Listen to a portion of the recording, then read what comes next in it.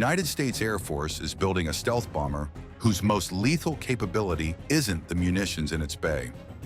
The B-21 Raider is designed to carry a swarm of autonomous fighter drones inside its belly, each one an AI-powered aircraft with its own weapons and decision loops. While the NGAD fighter program stalls under crushing costs, the B-21 Mothership concept creates a faster path to air dominance.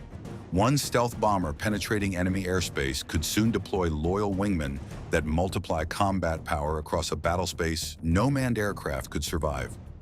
Join us as we break down how the B-21 Raider is rewriting the rules of air warfare. The B-21 Raider entered public view on December 2, 2022.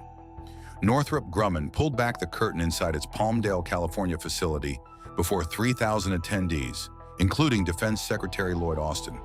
What they saw wasn't merely a replacement for aging bombers. The Raider is a sixth-generation penetrating strike stealth bomber. It was purpose-built to deliver both conventional and nuclear munitions through the most advanced air defense networks on Earth. Northrop Grumman gave it a flying wing shape that shrinks its radar return to a fraction of what even the B-2 Spirit achieves, and the company leveraged decades of experience from the Spirit's operational history to refine every surface, seal, and sensor. That stealth is only the beginning. The United States is one of only 3 nations that operate long-range strategic bombers. China and Russia are the other 2, and the bomber fleet remains a leg of America's nuclear triad alongside land-based missiles and ballistic missile submarines. The B-21 will inherit that role while expanding it. The Air Force plans to buy at least 100 Raiders. Some service officials have already pushed for a fleet of 200, a force large enough to replace both the B-1 Lancer and the B-2 Spirit when the Raider enters service in the 2030s. The B-2 fleet has always been limited to a tiny number of operational aircraft, a force so small that senior officers have described it as a strategic liability. The Raider's planned scale alone signals how central this aircraft is to future American air power. However, the bomber's real significance may lie beyond the bombs it drops. Air Force Secretary Frank Kendall has publicly confirmed the B-21 will operate at new levels of manned-unmanned teaming. That statement carries weight because Kendall is describing an operational requirement that Northrop Grumman baked into the aircraft from its earliest design phases. The bomber was conceived as part of a family of systems, not as a standalone platform. The B-21 isn't simply a bomb truck with better stealth. It's a flying supercomputer, packed with sensor arrays and processing power that no fighter airframe has the room or cooling to carry. Those systems don't merely navigate or jam enemy radar. They can manage complex data links across dozens of platforms, while the bomber stays hidden inside the most heavily defended airspace on Earth. That computing architecture is what makes the Mothership concept possible. But the munitions in its bay may not be its most dangerous cargo. What the Raider is designed to carry inside its fuselage could change air warfare more than any bomb ever built.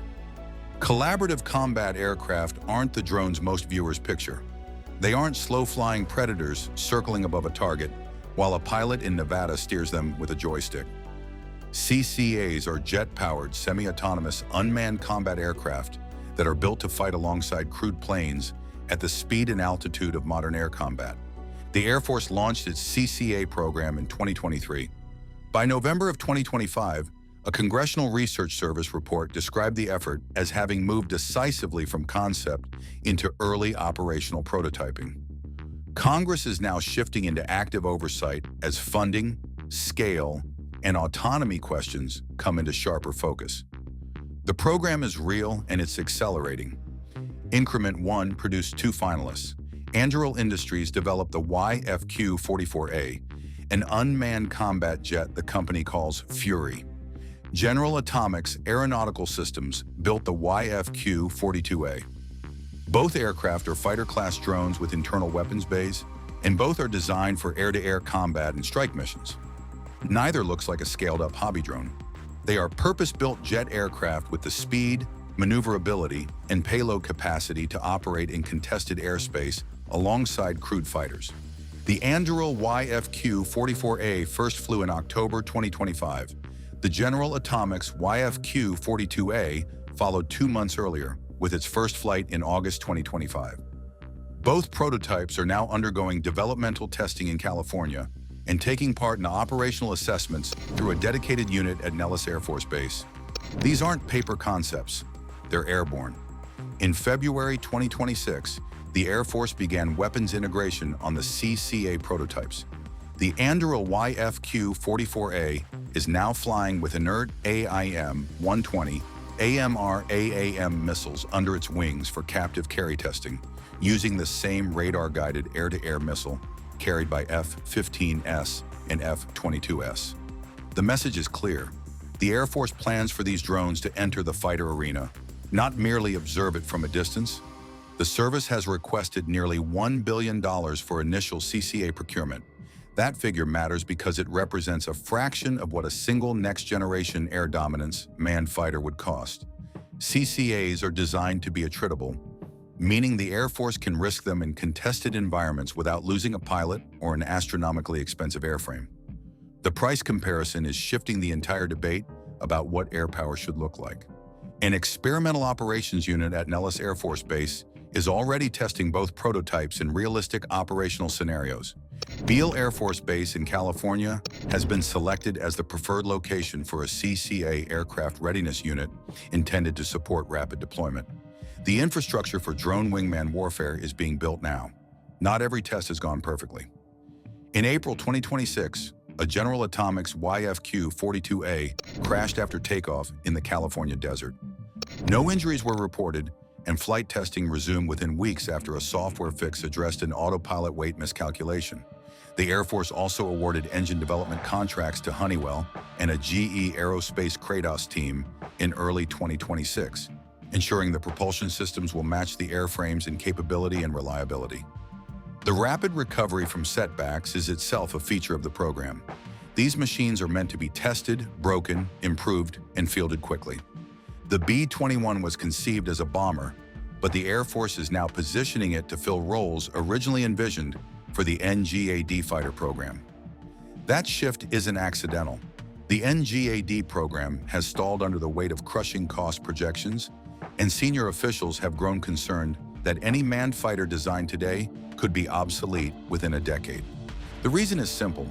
Artificial intelligence and autonomous systems are advancing faster than airframes can be designed, built, and tested. A bomber platform built with open architecture and software-defined systems can evolve through updates and new payloads. A fighter airframe can't be re-winged or re-engined as easily as a bomber can absorb new drone swarms. Defense analysts have noted that the B-21 is viewed as more practical than NGAD for penetrating anti-access and area denial environments. Brandon J. Weichert, writing for the National Interest, put it directly.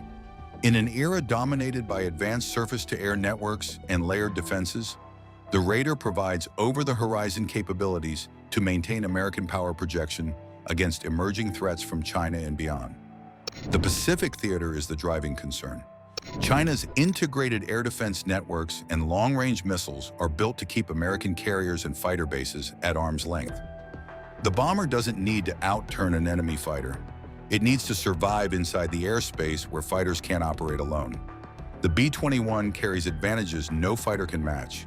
Its airframe has the internal volume to house massive computing clusters, power systems, and data link equipment that would never fit inside a fighter's nose or wing. Its endurance lets it remain on station for hours, acting as a persistent command node rather than a fleeting presence. Its stealth lets it operate inside the battlespace while staying invisible to the radar networks hunting for it. The cost equation is equally compelling. A single NGAD fighter could cost hundreds of millions of dollars. Each CCA is designed to be upgradable and expendable. One B-21 penetrating contested airspace could deploy a swarm of loyal wingmen that multiply combat power by factors no manned-only force could match. The bomber becomes a force multiplier not because of what it drops, but because of what it releases. There's a historical parallel that Air Force planners understand well. Aircraft developed in the early 1930s were obsolete by the time World War II began in 1939. The jet age later compressed development cycles even further. Today, artificial intelligence and autonomy are driving a similar acceleration. A fighter designed over 15 years might reach the fleet just as drone technology renders its core assumptions outdated. The B-21 Mothership concept sidesteps that trap by building around a platform that improves through the swarms it carries, not through its own airframe. The B-21's crew won't be dogfighting. They'll be running a battlefield command network from inside a stealth shell. The Raider's sensor and computing suites process more data than any previous bomber, and that capacity lets it manage a swarm of autonomous aircraft while staying hidden inside contested airspace.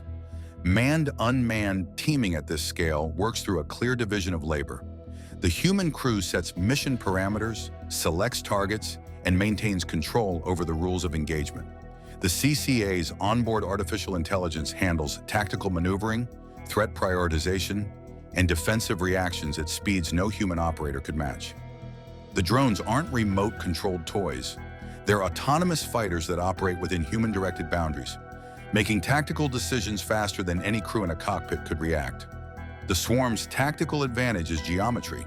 Multiple drones attacking from multiple vectors simultaneously can overwhelm enemy air defenses that were designed to track and engage single targets. A surface-to-air missile battery facing one aircraft can focus its radar and its missiles. A battery facing a swarm of autonomous fighters arriving from different altitudes and bearings must split its attention and its firepower. The math favors the swarm. Weapons integration is already underway. The captive carry tests already underway show that the Air Force intends CCAs to carry the same air-to-air weapons as crewed fighters. Future increments will add strike ordnance for ground attack missions, turning each drone into a multi-role platform. Range and endurance will also expand, allowing CCAs to reach targets far beyond the B-21's own position without requiring the mothership to enter the most lethal airspace. The Air Force isn't waiting for perfect technology before learning how to fight with it. A dedicated test unit at Nellis Air Force Base is running realistic scenarios now, refining tactics and discovering failure points before the first operational squadron stands up. Beale Air Force Base will host the readiness unit that prepares CCAs for rapid deployment. The doctrine is being written in real time. The cargo inside the B-21's bay isn't just ordnance. It's a distributed weapons system that turns one stealth aircraft into an entire combat network. That network can absorb losses that would ground a traditional squadron, reassign missions in milliseconds, and attack from angles no single pilot could coordinate alone. The Air Force isn't alone in this transformation. The Navy is developing its own CCA program, closely tied to its sixth-generation FAXX fighter initiative. In October 2025, the Navy issued multiple concept development contracts to Anduril, Boeing, General Atomics, and Northrop Grumman, while Lockheed Martin works separately on a common control system.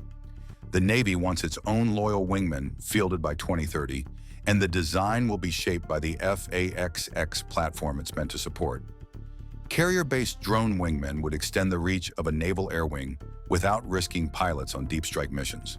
The Marine Corps is moving even faster in some respects. In early 2026, the Marines awarded a $231.5 million contract to a Northrop Grumman-led team for the Marine Air Ground Task Force Uncrewed Expeditionary Tactical Aircraft Program. Kratos Defense serves as the primary platform partner, integrating its mission systems and open architecture autonomy software onto the XQ-58A Valkyrie airframe. The Marines have already experimented with the Valkyrie under earlier programs, and they're building on that experience. The Army was the last service to enter the race, but it's moving quickly. In late 2025, Army leadership publicly confirmed it's pursuing a CCA-like capability, potentially fielding an initial system within the next couple of years. Brigadier General Kane Baker, director of the Army's Future Vertical Lift Cross functional team, told reporters the service has spent the past year studying Air Force and Navy developments while running its own experiments. The Army's interest is tied to its broader, autonomous air portfolio, which already includes launched effects and unmanned systems for sensing and strike. The Air Force is already looking beyond Increment 1. Preliminary work on Increment 2 has begun, and requirements remain deliberately flexible. More than 20 companies could be involved, including firms that weren't selected for the first round. Northrop Grumman joined the program in December when its Talon autonomous drone wingman received an official designation. Contracts for Increment 2 could be awarded as early as the beginning of fiscal year 2026. This is the logic of a system of systems. No single platform will decide future wars. Networks of manned and unmanned aircraft operating across domains will decide the outcome. China and Russia are pursuing their own loyal wingman programs, so speed of fielding matters as much as technical sophistication. The side that learns how to fight with drone swarms first will hold the advantage. The B-21 Raider isn't merely America's next stealth bomber. It may be the first true mothership, a platform that redefines air dominance by carrying its own air force inside its belly. The United States' new sixth-generation bomber, the B-21 Raider, has captured global attention for its advanced technology and lethal capabilities. Now rumors suggest that North Korea may have acquired one, acknowledging its sophistication, which has sparked worldwide curiosity. On the other hand, China, a longtime rival of the U.S., has expressed concerns over the Raider's strategic potential, further fueling global debate. Does North Korea truly possess the B-21 Raider in its arsenal? Can China's upcoming H-20 bomber rival the Raider in stealth, range, and technology? Join us as we explore the capabilities of the United States B-21 Raider that the whole world is afraid of. Although it's unlikely for North Korea to ever acquire the B-21 Raider, the nation has expressed both respect and concern for this advanced bomber. A recent report from North Korean state-run media has revealed the growing concerns about the United States military's new stealth bomber, the B-21 Raider, which made its first test flight in November 2023. According to the Rodong Sinmun newspaper, this new bomber is being seen as a very serious nuclear threat, strikes showing the world that Washington is willing to use its nuclear weapons in unexpected ways. North Korea's state media emphasized that the B-21 has the ability to launch an unexpected nuclear strike anywhere, a phrase that suggests its advanced capabilities in stealth technology and nuclear strike precision. Also, the test flight of this new generation of strategic bombers is a clear demonstration of the United States putting its nuclear preemptive strike tactics into practice. Such a development sends a powerful message, and anyone can easily guess the implications of the U.S. showcasing this new weapon. The journey to create the B-21 Raider began in 2011, setting the stage for a fierce competition between two aerospace giants, a Boeing-Lockheed Martin partnership and Northrop Grumman. Both companies presented their visions for the next-generation stealth bomber, but Northrop Grumman's extensive experience with the B-2 Spirit and its promise of affordability gave it the winning edge. The Air Force ultimately awarded the contract to Northrop Grumman in 2015, impressed by the company's ability to balance advanced capabilities with economical costs, a lesson learned from the astronomical expenses of the B-2 program, which saw each aircraft priced at amounts comparable to the GDP of some small nations. To meet the Air Force's demanding requirements while keeping costs in check, Northrop Grumman assembled a vast network of over 400 suppliers from 40 states. This collaboration spanned years, including the challenging period of the COVID-19 pandemic, with suppliers operating continuously to ensure progress. Among these suppliers were 7 globally renowned Tier 1 companies. These included Pratt & Whitney, known for its advanced jet engines, Europe's largest defense contractor, BAE Systems, Spirit AeroSystems, the leading manufacturer of aerostructures, and other major contributors like Northrop Grumman's Orbital ATK, Rockwell Collins, GKN Aerospace, and Janicki Industries. Together, these companies and Northrop Grumman developed a stealth bomber, the B-21 Raider. With a unit cost of $630 million, this bomber is not only 68% more cost-effective than the B-2, but also significantly more advanced. This achievement reflects over 2 decades of technological progress, making the B-21 a marvel of modern engineering. Despite its affordability compared to its predecessor, the B-21 retains unparalleled capabilities that redefine what a stealth bomber can accomplish.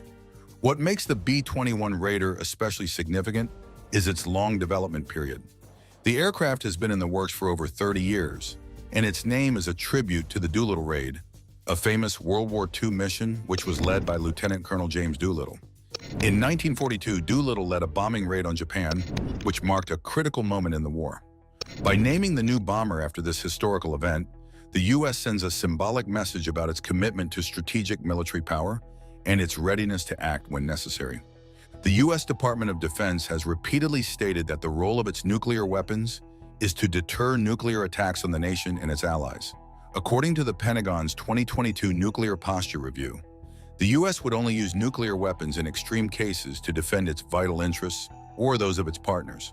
However, the development of the B-21 Raider and other advanced military technologies shows that the U.S. is preparing for scenarios where it may need to carry out preemptive strikes to protect its security. On the other hand, North Korea has remained defiant in its nuclear stance. In September 2022, the country codified its irreversible nuclear weapons program into law, which includes provisions for the preemptive use of nuclear weapons. North Korea's leadership has repeatedly stated that it may resort to nuclear strikes if its leadership or nuclear infrastructure is threatened by hostile forces. This law further escalates tensions in the region, with North Korea maintaining its aggressive stance in nuclear weapons development. The military presence of the United States in the region has increased in recent months as part of efforts to deter North Korean aggression. American bombers such as the B-22 Stratofortress have made notable appearances over the Korean Peninsula, including a landmark landing in South Korea on October 17, 2023, the first time in 30 years. This was followed by a joint aerial exercise involving the B-52, U.S. F-16 fighter jets, and South Korean F-15K Slam Eagles. These maneuvers were intended to strengthen military cooperation between the U.S., South Korea, and Japan in response to North Korea's missile and nuclear provocations. Washington, Seoul, and Tokyo have repeatedly emphasized their commitment to working together to prevent North Korea from continuing its nuclear and ballistic missile tests. North Korea's missile activity has been relentless, with 23 ballistic missiles fired in just 15 days in 2023 alone. These ongoing tests are seen as a direct challenge to regional stability, and the U.S. and its allies are determined to prevent further escalation. Earlier this year, North Korea claims it has tested a new intermediate-range ballistic missile equipped with a hypersonic warhead, saying it can contain any rivals in the Pacific region. The missile, launched on Monday, was the first test in 2 months and coincided with U.S. Secretary of State Antony Blinken's visit to Seoul for discussions with South Korean leaders. Hypersonic weapons, capable of traveling over 5 times the speed of sound, are hard to detect and intercept. North Korea says this missile reached speeds 12 times faster than sound and flew 1,500 kilometers. However, South Korea's military reported it traveled 1,100 kilometers before falling into the sea and condemned the launch as a provocation. Pyongyang claims the missile has advanced features like a new flight control system and a carbon fiber engine. Leader Kim Jong-un stated the launch demonstrated North Korea's readiness to protect its interests. Why is North Korea worried about the United States' next-generation bomb? Let's move on to features of this next-generation bomber. In terms of design, the B-21 Raider shares some similarities with its predecessor, the B-2 Spirit. Both aircraft feature a bat-like tailless shape, a design that minimizes radar detection by avoiding sharp angles. However, there are important differences. For instance, while the B-2 has its engines placed further away from the body of the aircraft, the B-21's engines are located closer to the wing root, where the wing and fuselage meet. This shift in engine placement is a key design decision, allowing for better stealth and efficiency. The engine air intakes of the B-21 are also distinct, angled differently compared to the B-2's serrated intakes. Additionally, the B-21 is designed with overwing exhaust to mask the infrared signature of its engines, a feature not seen on the B-2. Interestingly, this overwing exhaust design was first proposed in an artist's rendering of the B-2 back in 1988, showcasing how ideas have evolved over time. The B-21's size is expected to be similar to that of the B-2, which makes it likely to be a 4-engine bomber. This size would give it a large payload capacity, necessary for carrying both conventional and nuclear weapons. In 2016, Pratt & Whitney was announced as a subcontractor for the B-21, confirming that it would use one of 2 engine types, the F-100 or the F-135. The F-100, which powers the F-15 Eagle fighter jet, is a proven, reliable engine. However, the Air Force might opt for the F-135, the same engine used in the F-35 Joint Strike Fighter due to its growth potential and the opportunity to streamline maintenance costs across multiple aircraft platforms. Like its predecessor, the B-21 will be a strategic bomber capable of carrying both nuclear and conventional weapons. Given its similar size to the B-2, the B-21 will likely feature 2 bomb bays. To keep costs under control, the Air Force may reuse the Advanced Applications Rotary Launcher from the B-2, which fits in each bomb bay and can carry up to 8 bombs or missiles. This will ensure that the B-21 can carry a substantial payload, making it an effective asset for long-range bombing missions. One of the most important features of the B-21 will be its role in nuclear deterrence. For this mission, the Air Force will likely equip the B-21 with the Long-Range Standoff Missile, a precision-guided nuclear weapon designed for long-range strikes. This missile will allow the B-21 to strike high-value targets with minimal risk, as it will be launched from a distance beyond the reach of enemy defenses. The second weapon is the B-61 series of nuclear gravity bombs, particularly the new B-61-12, which has a unique dial-a-yield capability. This means that the power of the bomb can be adjusted to fit the target, allowing for precise and flexible attacks. In a typical nuclear mission, the B-21 will use its stealthy LRSO missiles to clear a path through the enemy's air defenses before dropping B-61 bombs on primary and secondary targets, ensuring maximum damage while minimizing the risk to the bomber.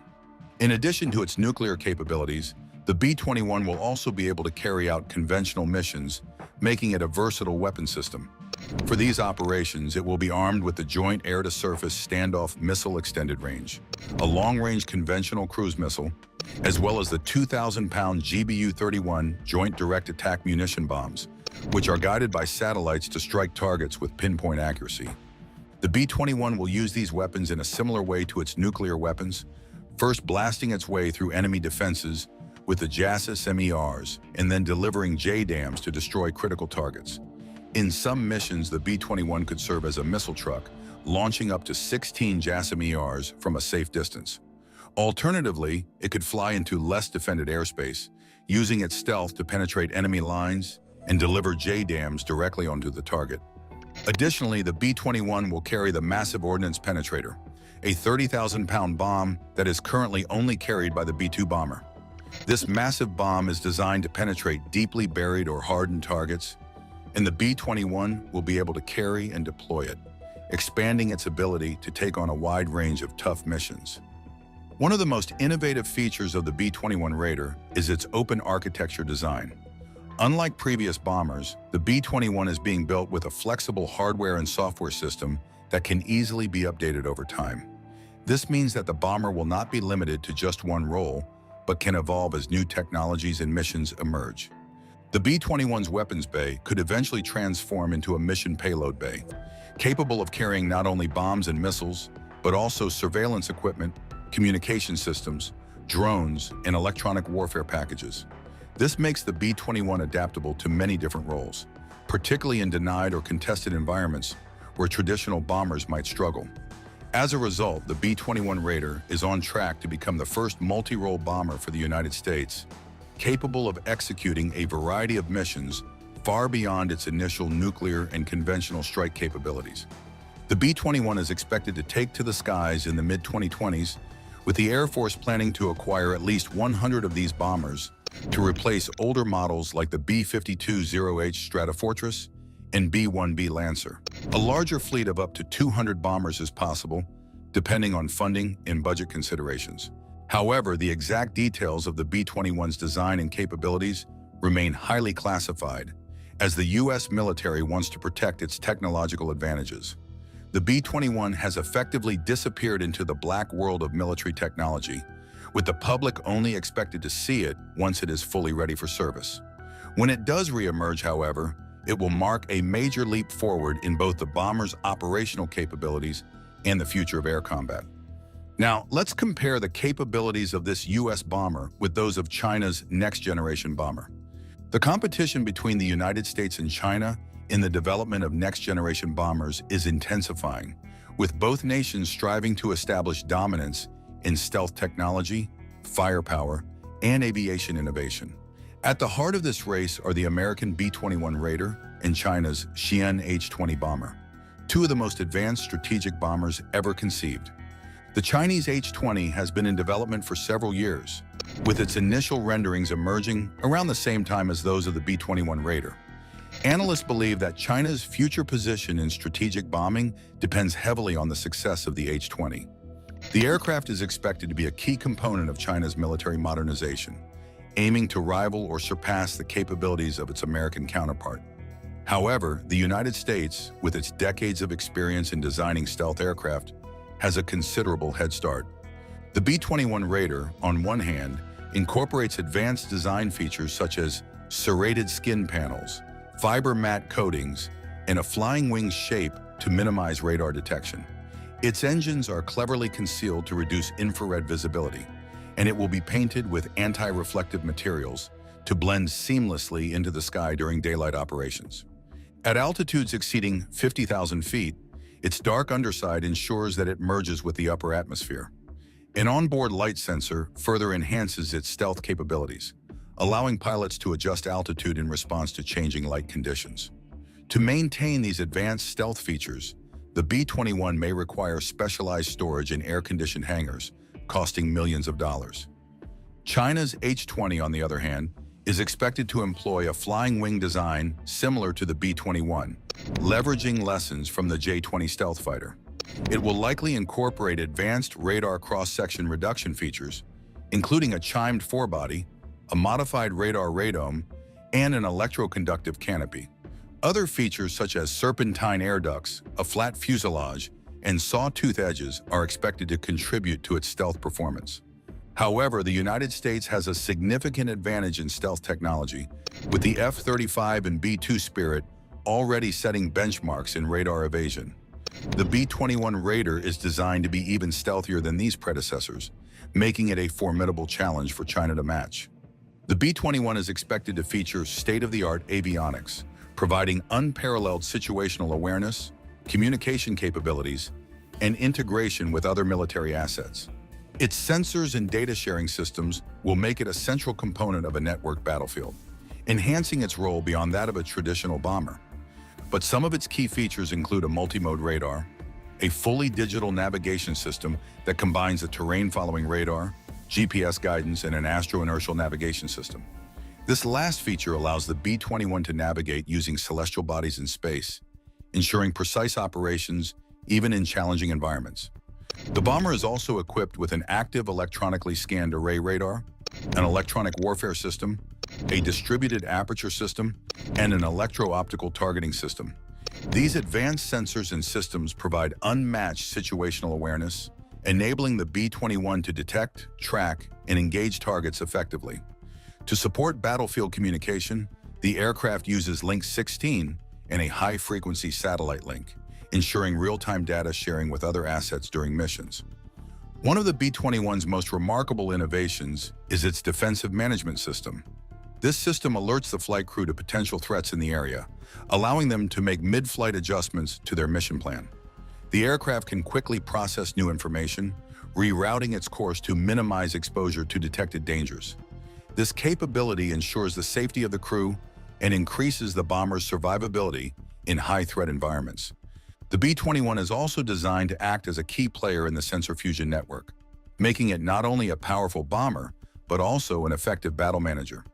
This integration enables it to gather, process, and share data with other assets in the fleet, enhancing overall mission effectiveness.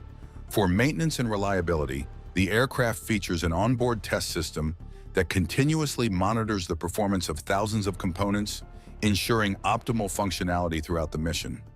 In terms of firepower and operational range, the B-21 Raider is designed to carry a diverse array of nuclear and conventional weapons. Its long-range capabilities enable it to strike targets anywhere in the world without requiring in-flight refueling, making it a versatile and strategic asset. The H-20, on the other hand, is expected to focus on regional power projection, with an emphasis on targeting U.S. military installations in the Pacific. While it may have strong operational range and payload capacity, it is unlikely to match the global reach and versatility of the B-21. In terms of armament, the B-21 is built to carry over 30,000 pounds of weapons, making it a formidable force on the battlefield. Its arsenal includes advanced nuclear weapons like the B-61 variable yield gravity bomb and long-range standoff nuclear cruise missiles. Additionally, it can carry a variety of conventional weapons, including Lockheed Martin's long-range anti-ship missile and Boeing's GPS-guided Joint Direct Attack munition. These weapons allow the B-21 to engage targets from long distances, making it a versatile and stealthy platform capable of operating in contested areas like the South China Sea. In comparison, China's H-20 bomber, while still shrouded in secrecy, is believed to have similar capabilities, though its specifics remain unconfirmed. Reports suggest it may carry up to 20,000 pounds of armament, enabling it to threaten U.S. targets as far away as Hawaii. However, the B-21 currently has an edge in terms of confirmed capabilities and technological advancements, giving the U.S. a significant strategic advantage. Somewhere inside a classified hangar, there may already be an aircraft that can reach any city on Earth in under 90 minutes, drop a strike from the edge of space, and land back on a runway before the enemy even confirms what hit them. No government has officially acknowledged it. No journalist has photographed it. And yet China and Iran are restructuring their entire air defense doctrine around the possibility that it's real. That's not speculation dressed up as news. That's the logical conclusion of a pattern that Skunk Works has been running for decades, and it's a pattern worth paying close attention to. What we're talking about is a program that circulated in defense analyst circles under the name Phantom Wing, a black project allegedly developed inside Lockheed's most secretive division, built to operate at the boundary where atmosphere ends and orbit begins, and designed to strike from a domain that no adversary currently has any answer for. By the end of this video, you'll understand exactly why this aircraft, if it exists, doesn't just change the speed of warfare, it changes the entire math adversaries use when they think about confronting the United States. We're going to cover where this program allegedly came from, how orbital strike actually works, why neither China nor Iran can stop it, and what's real versus what's still in the rumor layer. Let's get into it. The SR-71 Blackbird was officially retired in 1998. For 25 years, it held the record as the fastest air-breathing aircraft ever flown, capable of outrunning surface-to-air missiles simply by accelerating away from them. When the Air Force stood those airframes down, the public story was that satellites had made high-speed reconnaissance redundant, cheaper, safer, no pilot at risk. Lockheed accepted that narrative publicly and kept working privately. That's not a conspiracy framing. That's just what Skunk Works does. The division was built by Kelly Johnson in the 1940s specifically to work outside normal bureaucratic visibility, and every major platform it's produced followed the same arc. Something gets developed in secret, flies operationally for years, and only surfaces publicly when the program has moved far enough along that disclosure, no longer compromises it. The F-117 Nighthawk is the cleanest example. It flew its first operational mission years before the Pentagon acknowledged the aircraft existed. Neighbors near Tonopah Test Range in Nevada were seeing a delta-shaped aircraft in the sky throughout the early 1980s. The official confirmation didn't come until 1988. By that point, the aircraft had already been combat-ready for years. The B-2 Spirit followed the same pattern. The SR-72 followed it too, except in that case, Lockheed themselves broke the silence. In 2013, they published a concept article in Aviation Week describing a hypersonic successor to the Blackbird, targeting Mach 6, built around a combined cycle engine that could handle both subsonic and scramjet regime flight. The reason they disclosed it wasn't because the program was new. It was because the underlying propulsion technology had matured enough that keeping it completely dark was no longer the point. What matters about the SR-72 disclosure is what it implies. Lockheed went public with a Mach 6 reconnaissance and strike aircraft in 2013, which means the development timeline for that system stretches back well before that. And since 2013, Skunk Works has gone almost completely quiet on where that program stands today. That silence is meaningful. The Phantom Wing concept, as it's circulated among defense analysts and in patent filings tied to advanced propulsion and thermal protection systems, isn't described as a faster version of the SR-72. It's described as a categorically different kind of aircraft, not a hypersonic jet that flies through the upper atmosphere at high speed. Something that climbs above the atmosphere entirely, uses low orbital mechanics to cover distance, and then descends on a target from above at hypersonic velocity during re-entry. That's a different machine. It operates in a different domain. And the defenses that exist to stop conventional aircraft, or even conventional hypersonic missiles, weren't built with this flight profile in mind. To understand why that matters so much, you need to understand what orbital strike actually means mechanically, and why the physics of it are so difficult to defend against. Think about a standard strike mission. An aircraft takes off, flies through the atmosphere at some altitude, crosses into hostile airspace, releases a weapon, and exits. The entire flight path stays inside the same layer of air that weather systems move through. That's the domain every air defense network on Earth is designed to cover. Orbital strike works on completely different geometry. The aircraft climbs steeply after takeoff, burns through the upper atmosphere, and crosses into the region where air is too thin to generate conventional lift. At that altitude, the curvature of the Earth itself becomes the flight path. The aircraft isn't flying over the planet so much as it's arcing around it, using near-orbital mechanics to cover thousands of miles in a fraction of the time any conventional aircraft could manage. Then it pitches down, bleeds velocity through re-entry, and descends on the target from almost directly above. That descent profile is where the 90-minute global reach number comes from.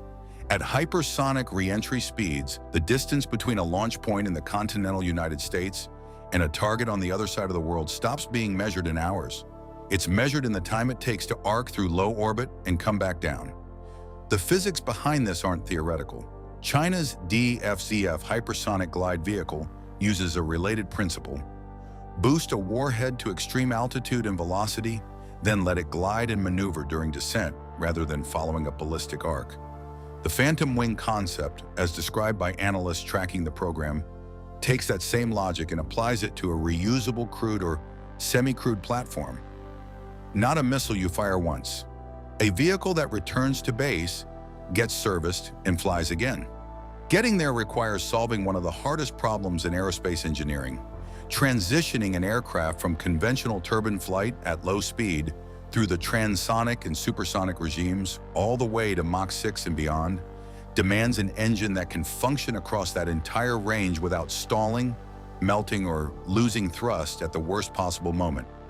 Scramjet engines only ignite efficiently above roughly Mach 4, which means the propulsion system has to bridge that gap.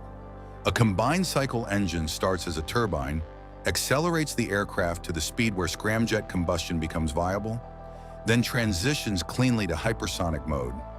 Lockheed's work on this problem goes back years, and the SR-72 program was built around making that transition reliable enough to be operational rather than experimental. Once the aircraft is above the atmosphere and descending, something interesting happens with stealth. At the speeds involved during re-entry, friction with the upper atmosphere generates a plasma sheath around the airframe. That layer of ionized gas absorbs radar energy rather than reflecting it back to a ground station. Conventional stealth coatings work by shaping the aircraft to scatter radar returns. The plasma effect works by swallowing the signal entirely. The aircraft is, in practical terms, invisible to ground-based radar during the exact phase of flight when it's most dangerous. The X-37B program adds another layer to this. The Air Force's unmanned spaceplane has been flying classified orbital missions for years, with individual sorties lasting many months. The official explanation covers technology demonstration in a general sense, but several defense analysts have noted that the vehicle's flight profile, its re-entry characteristics, and the thermal protection systems it uses are all directly applicable to a crewed or strike-capable successor. Whether the X-37B is a direct ancestor of something like the Phantom Wing, or simply a parallel program solving overlapping problems, the technology it's validating maps cleanly onto what an orbital strike aircraft would need to survive and function.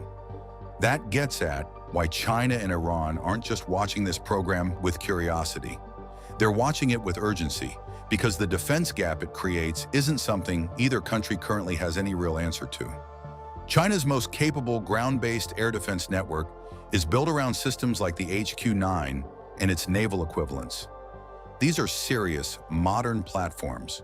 They can engage targets at long range, they're mobile, and they're designed to handle multiple threats simultaneously.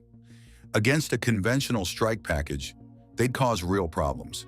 The word conventional is doing a lot of work in that sentence. Every air defense system ever fielded is fundamentally a solution to a geometry problem. A radar acquisition system scans a defined volume of airspace, detects a target moving through it, hands off tracking data to a fire control system, and that system calculates an intercept trajectory and launches. The whole chain depends on one assumption, that the threat is coming from a direction and altitude the radar was designed to watch, with enough time in the engagement envelope to actually intercept it. An orbital strike aircraft breaks every variable in that chain at once. The descent profile we covered earlier means the threat arrives from almost directly overhead, not from the horizon where most radar apertures are optimized to look. The angle alone creates a detection problem that no software patch fixes because it's baked into the physical orientation of the antenna arrays. To cover orbital re-entry angles, you'd need a fundamentally different sensor architecture pointed at the sky rather than the horizon, networked with fire control systems fast enough to generate an intercept solution in an extremely compressed window.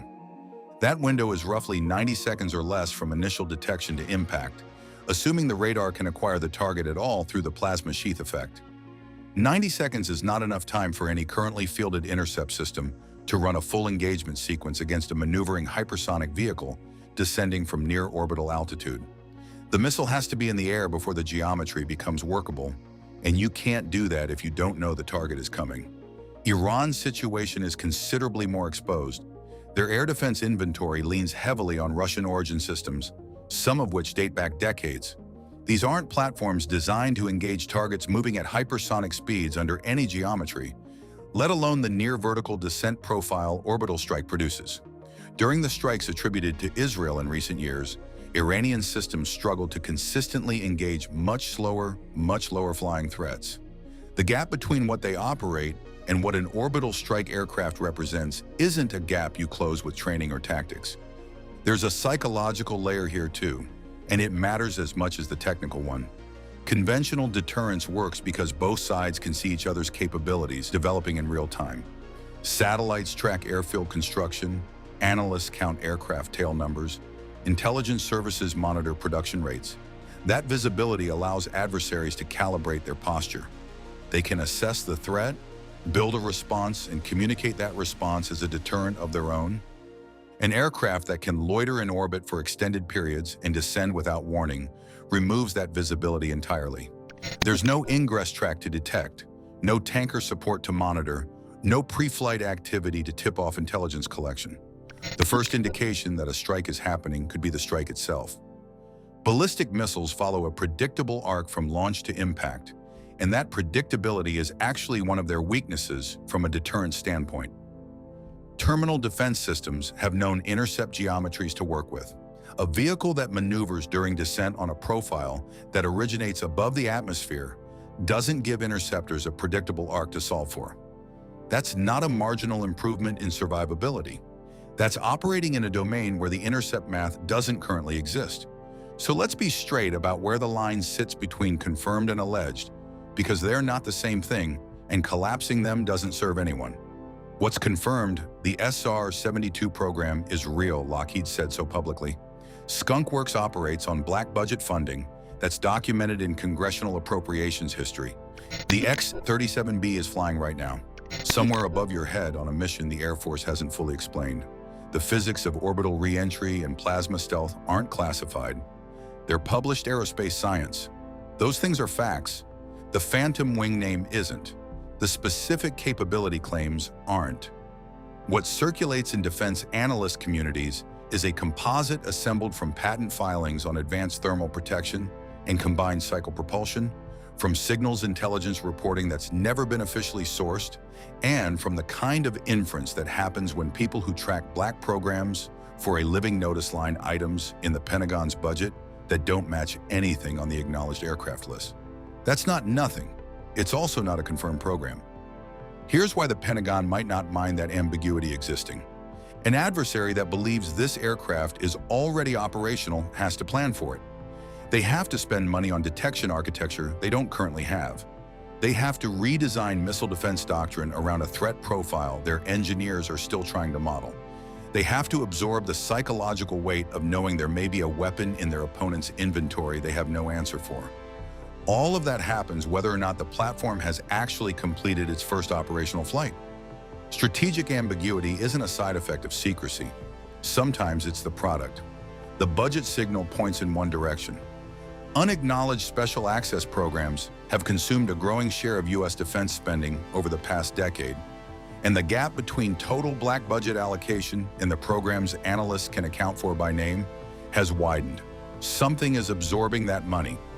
Multiple somethings, probably, and the historical pattern keeps repeating. The F-117 was a rumor, then a fact. The B-2 was a rumor, then a fact. The SAR-72 itself was analyst speculation until Lockheed published it. Every one of those programs followed the same arc: denial, silence, then confirmation after the technology was mature enough that disclosure cost nothing strategically.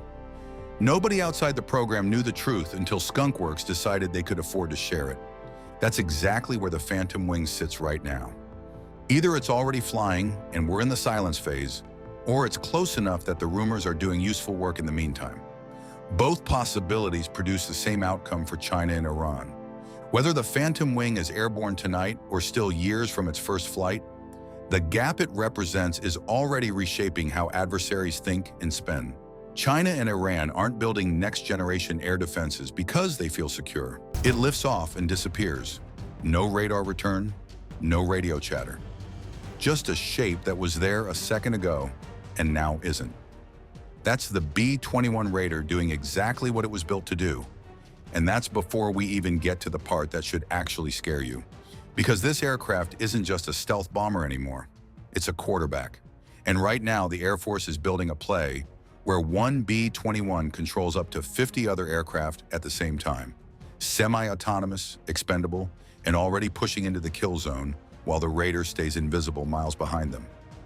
This isn't an upgrade to an existing concept. It's a different category of weapon entirely. The B-21 Raider came out of a program called the Long Range Strike Bomber, and Northrop Grumman won the contract back in 2015. The job was straightforward on paper. Replace the aging B-1 Lancer and eventually the B-2 Spirit with something built for the threat environment of the 2030s and beyond, not the 1980s. The first flight happened in November 2023 after a public rollout at Palmdale that left most analysts with more questions than answers. The Air Force showed the shape. They talked around almost everything else. That silence was intentional. The B-21 carries a classification level that keeps most of its actual capabilities off the record, and the Air Force has been careful not to change that. What we do know is that the B-21 isn't just a low observable aircraft. The B-2 was low observable too, and it was extraordinary for its time. But the B-2 was designed around a fixed set of threats, built with systems that couldn't easily be swapped out as those threats evolved. Maintaining it was expensive, updating it was slow, and the production line closed after just 21 airframes. The B-21 was designed around a completely different idea. Its architecture is open, meaning new sensors, new software, new mission systems can be pushed into it as the threat environment changes. The same way you'd update an operating system rather than buy a new computer. That's not a small distinction. It means the aircraft you field today isn't locked into the capabilities it launched with. The Air Force keeps describing the B-21 as a system of systems, and that phrase keeps getting glossed over in most coverage. But it's actually the most important thing they've said publicly about it. They're not talking about a bomber that carries bombs. They're talking about a node, a command and control platform that happens to also carry weapons, and that happens to be invisible to radar. The Raider sits at the center of a network, and the network is what does the fighting. That brings us to the piece of this story that changes everything. The B-21 wasn't built to fly alone, it was built to lead. The Collaborative Combat Aircraft Program, CCA, is the other half of that equation, and we'll get into exactly what 50 of those aircraft under one bomber's control looks like in a few minutes. But first, you need to understand why the Air Force felt forced to rethink the whole model in the first place, because stealth by itself stopped being a guaranteed solution a long time ago. For most of the Cold War and into the 1990s, a stealth aircraft operating at night in a contested environment was close to untouchable. The radar cross-section was small enough that surface-to-air missile systems couldn't reliably track it, and that was enough. One aircraft, one crew, one target destroyed, no one even knew you were there. That window closed, not all at once, but steadily, as adversaries watched what happened in Kosovo and Iraq and started writing very large checks. China and Russia both invested heavily in what the military calls integrated air defense systems. Layered networks of radar, surface-to-air missiles, and fighter interceptors that are designed to overlap their coverage areas so there's no clean gap to fly through. China operates the HQ-9 family of missiles, which are capable against low observable targets at long range. Russia has the S-400, and the S-500 is already in limited deployment, specifically engineered to track stealth profile aircraft at higher altitudes. And increasingly, these networks don't rely on a single radar. They fuse data from multiple sensors across different frequencies, which makes any individual aircraft much harder to hide from the system as a whole. A single B-2 flying into that environment in 2025 isn't the same proposition it was in 1999. The math has shifted. There's also an attrition problem that doesn't get discussed enough. The B-2 production line is gone. 21 aircraft exist, and if one gets shot down, it's gone permanently. No replacement coming, no restart possible. The Air Force cannot afford to trade stealth bombers for targets, even high-value ones. One loss doesn't just hurt the mission, it shrinks the entire long-range strike fleet by nearly 5% overnight. So planners started working through a different logic. Instead of sending one irreplaceable aircraft to do everything, what if one expensive aircraft commanded many cheap expendable ones? The expensive aircraft stays safe, the cheap ones absorb the risk, and the enemy has to spend far more shooting down the swarm than the swarm costs to build and launch. That's the cost asymmetry the CCA program was built on, and it's the reason the B-21's quarterback role isn't just an interesting capability. It's the answer to a problem the Air Force couldn't solve any other way. So what does it actually look like when one aircraft runs 50 others through a contested airspace? Start with the B-21's avionics architecture, because that's what makes any of this possible. The open architecture design we talked about earlier wasn't just built for software updates, it was built for throughput. The aircraft can pull in sensor data from dozens of platforms simultaneously, fuse it into a single operational picture, and push updated mission parameters back out in near real time. That kind of processing load would have been impossible to pack into a bomber a generation ago. Now it's the whole point of the platform. In practice, the B-21 stays well outside the range of the surface-to-air missile networks protecting a target. The CCAs go forward. They're not being flown by a pilot with a joystick from inside the Raider. They're semi-autonomous aircraft that receive a mission package and execute it on their own. The B-21 sets the objectives. The CCAs figure out how to meet them. That distinction matters because it means the system doesn't break down if a communications link gets jammed or degraded. The aircraft keep prosecuting the mission. The swarm can be split across several different roles depending on what the target requires.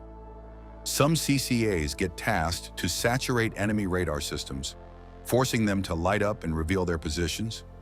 Others push enemy fighter interceptors into engagements, burning their fuel and their missiles against aircraft that cost a fraction of what a manned fighter costs.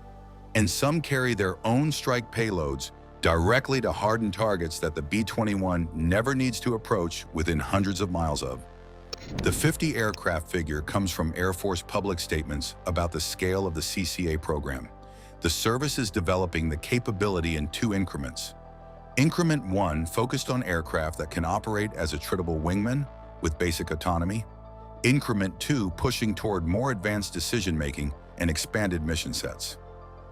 The XQ-58 Valkyrie has been the most publicly visible candidate in that first increment, a low-cost supersonic unmanned aircraft already tested in real flight conditions alongside manned platforms. The survivability logic here is worth sitting with for a second. If an adversary shoots down 20 CCAs, defending a single high-value target, the mission still completes. The B-21 crew never entered the threat envelope. From a military accounting standpoint, that's a win, even if a fifth of the swarm doesn't come home. Because the aircraft that got shot down were built to be expendable, and the one that wasn't is already turning back toward base. That math opens up target sets that have been effectively off the table for years. Deeply buried command facilities, carrier killer missile batteries positioned behind multiple layers of air defense, hardened nuclear infrastructure, missions where the risk of losing a manned aircraft was high enough that planners couldn't justify the strike. With the B-21 quarterback model, those calculations change completely. There's also a dimension to this that no one on the receiving end can ignore. When your radar starts picking up contacts, you don't know if you're looking at a probing swarm running reconnaissance or whether the B-21 is already overhead and the contacts are just there to keep your attention pointed in the wrong direction. That uncertainty alone is a weapon. China spent the last 2 decades building a problem. The strategy is called anti-access/area denial, A2/AD, and the basic idea is to make the Western Pacific so dangerous for American aircraft and carrier groups that the US couldn't realistically intervene in a Taiwan scenario before the operation was already over. Layered missile batteries, advanced fighter coverage, over-the-horizon radar. The whole architecture was specifically sized and positioned to neutralize the tools the US has historically relied on. The B-2 was one of those tools. So were the carrier strike groups. And for a while, the A2/AD investment looked like it was working as intended. The cost and risk of penetrating that envelope kept climbing, and American planners had no clean answer. The B-21 swarm model doesn't try to find a gap in that wall. It floods the wall with aircraft the adversary has to respond to, while the actual threat platform stays invisible on the other side of the horizon. That's a fundamentally different problem to defend against, and China's existing A2/AD infrastructure wasn't designed to solve it. Shooting down 50 expendable aircraft while the bomber that directed them flies home undetected isn't a victory. It's exactly the outcome the Air Force designed for. Production numbers matter here.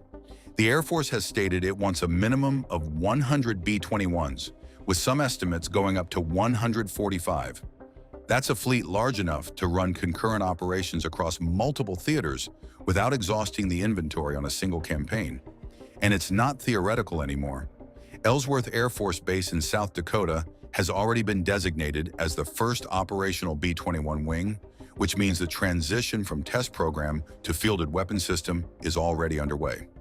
The same logic that applies to the Pacific applies to other theaters too.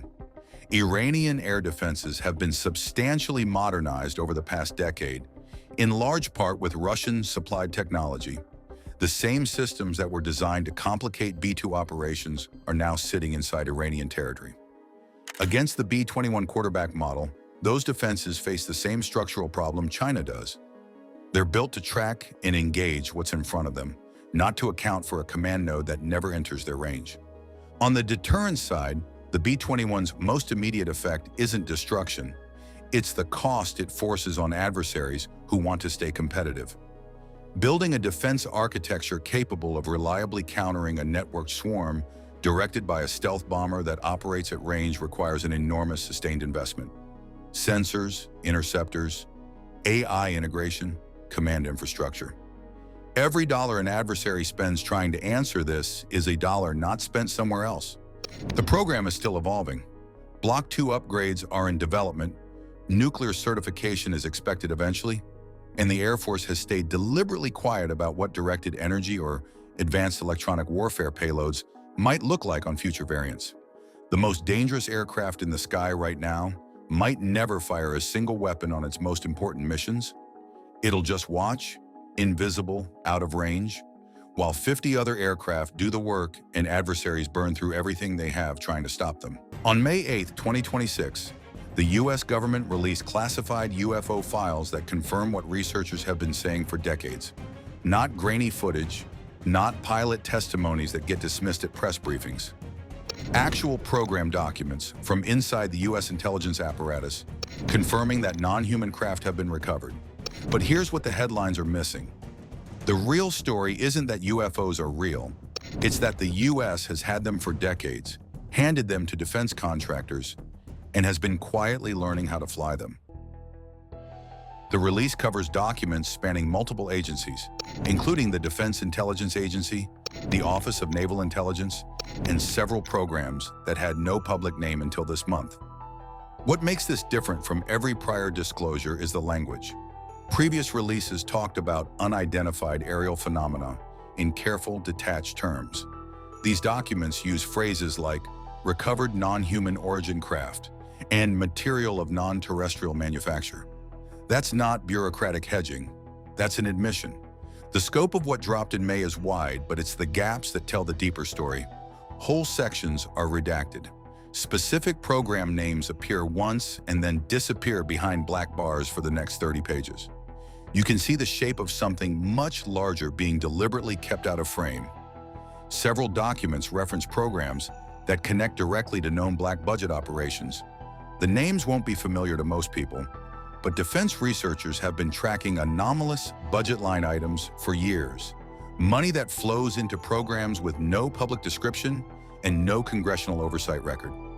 What the May 8th files do is start filling in what some of that money was actually for. So why release any of this now? The answer is congressional pressure that's been building since 2023, combined with whistleblower protection legislation that made it legally safer for insiders to come forward.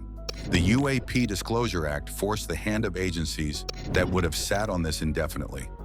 Multiple former program officials had already testified under oath to the Senate Armed Services Committee that recovery programs existed. Once that's on the congressional record, full suppression becomes harder to maintain. Then there's AARO, the All-Domain Anomaly Resolution Office, which was set up in 2022 and spent 2 years publicly stating there was no evidence of recovered craft or reverse engineering programs. The May 8th documents directly contradict that position. Reports from inside AARO's own analysis chain reference material studies and propulsion research that don't match anything in the known aerospace inventory. The office was telling Congress one thing while its own classified reporting said something else entirely. One document that's getting a lot of attention references a program structure described as a tiered controlled access program, meaning it's classified above top secret in a way that legally exempts it from standard congressional oversight. That structure is how you hide something for 50 years without a single budget hearing exposing it. The program isn't in the black budget because it technically doesn't exist inside the normal classification architecture. It exists in a separate layer that most of the government can't even ask about. What's confirmed in the files, taken together, is this. Craft of non-human origin were recovered, materials from those craft were transferred to contractors for analysis, and at least some of that work involved propulsion systems that don't match any known physics framework. The documents don't explain how far that work progressed, but they confirm it happened and they confirm it's been happening for a long time. The files confirm recovery. But recovery is only the beginning of this story. What the US did with what it found, who did the work, and what they've actually built from it, that's what the next layer of documents starts to reveal. If you wanted to hide the most advanced aerospace program in human history, Lockheed's Skunk Works facility in Palmdale, California, is exactly where you'd put it.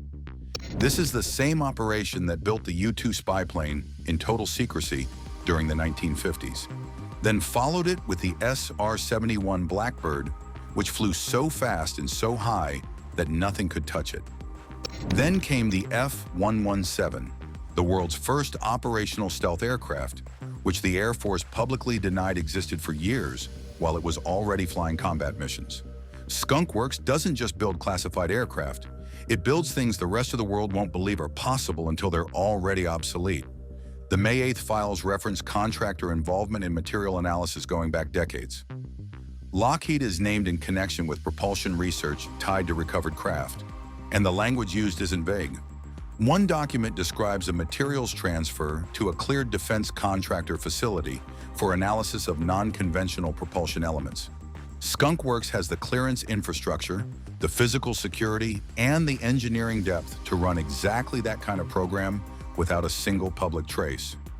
Raytheon's role is different, but just as telling.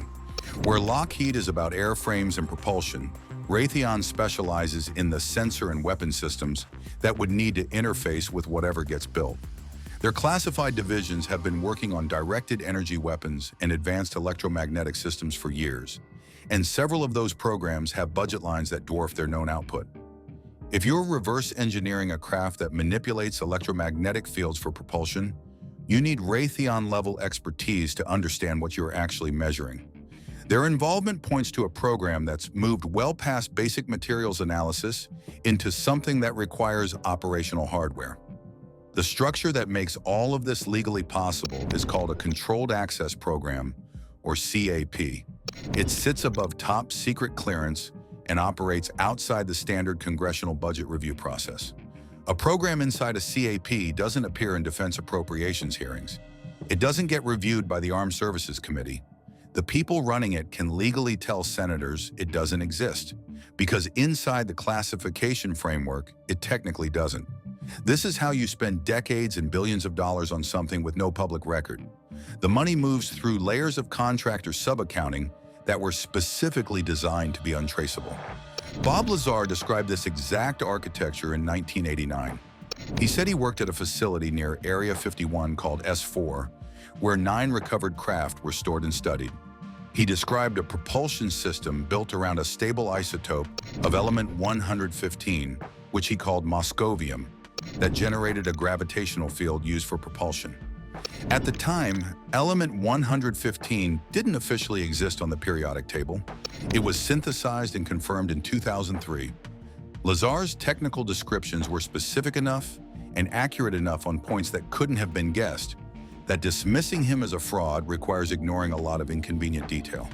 The May 8th files don't mention him by name, but the propulsion research they reference lines up with what he described 37 years ago.